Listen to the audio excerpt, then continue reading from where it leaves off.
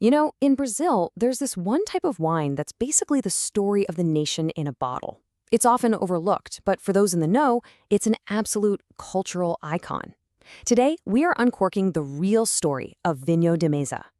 So let me ask you, when you hear the phrase table wine, what pops into your head? Probably something simple, right? Maybe a little basic. Well, in Brazil, that simple drink is also a massive cultural icon, and we're about to find out exactly why. To really get this wine, we have to kind of step outside the world of those complex, so-called fine wines. We're going to peel back the label on Vinho de Mesa and discover the amazing story that's been hiding in plain sight this whole time. All right, first things first, let's get the official definition out of the way. In Brazil, Vinho de Mesa is legally any wine that's between 8.6 and 14% alcohol. But here's the kicker, the detail that changes everything. It can be made from American, hybrid, or European grapes. That little bit of flexibility is what makes it so incredibly unique.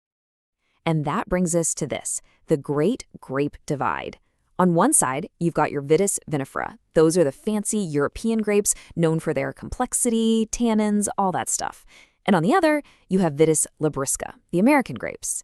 Now, in the fine wine world, labrusca often gets a bad rap, but in Brazil's tropical climate, that natural resistance to the heat and humidity, that high productivity, those aren't weaknesses, they're superpowers. They're literally the reason winemaking could even take root there in the first place. Okay, so let's meet the actual grapes that form the backbone of this whole tradition. And trust me, these aren't just plants, they're the very heartbeat of Brazilian wine. First up, we have Isabel. If you've ever had a glass of Brazilian table wine, chances are you've met Isabel.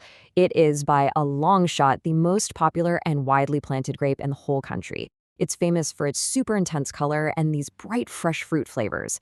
It's pretty much the quintessential taste of Brazilian red table wine.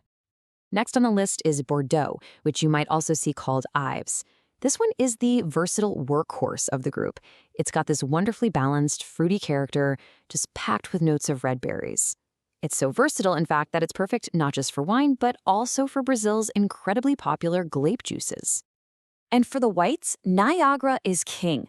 This is the most cultivated white grape, and people love it for its distinctively soft, sweet, almost floral profile.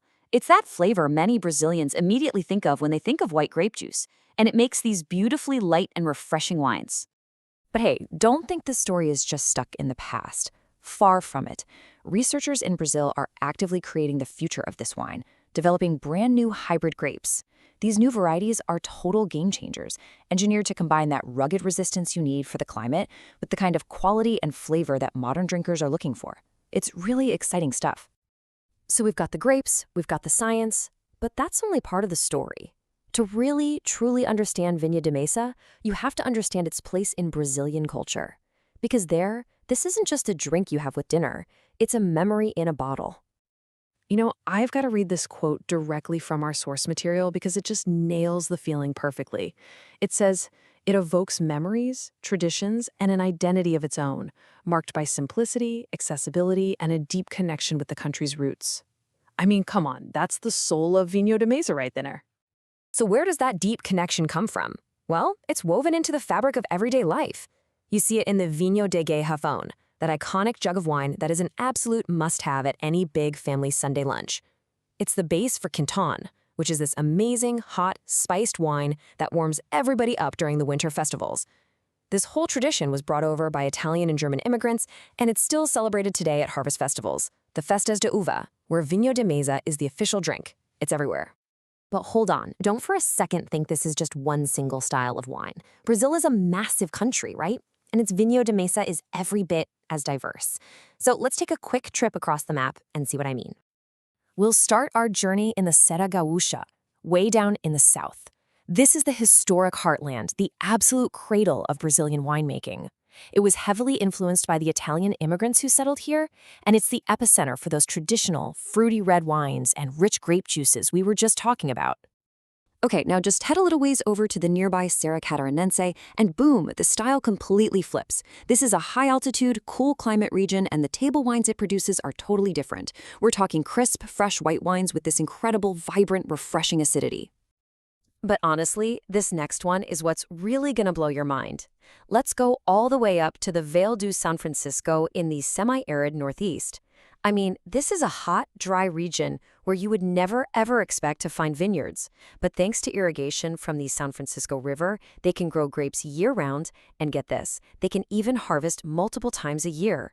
It just completely shatters the definition of what a wine region can be. So, with such a rich history and this incredibly deep culture, what does the future hold for this wine? Well, it's at a bit of a crossroads, really, moving from what you might call an identity crisis towards a future that's going to be defined by innovation. See, as the Brazilian wine market gets more and more sophisticated, people are really getting into those complex, fine wines. And that's left Vinho de Mesa facing a bit of an identity crisis. The big question is, how does this simple, traditional, beloved wine find its place in the modern world? The challenges are pretty clear. Consumer tastes are shifting, the competition from fine wines is fierce, and there hasn't really been a clear marketing strategy. But, and this is a big but, the opportunities are just as powerful. The wine's deep cultural value is its anchor, its incredible diversity is its strength, and all that potential for innovation, well, that's the path forward. And the really cool thing is, producers are already forging that future. They're investing in modern tech to constantly improve the quality. They're developing new styles, think rosés, sparkling wines, even low-alcohol options that really appeal to modern tastes. And, so importantly, they're embracing sustainability, connecting their wines to a deeper sense of environmental and social purpose. So we've kind of come full circle. We've seen that this is so much more than just a simple bottle of table wine. It's a cultural artifact, it's a living map of a diverse nation, and it's a story of constant innovation. So the only question left is, isn't it about time you rediscovered Brazil's original wine for yourself?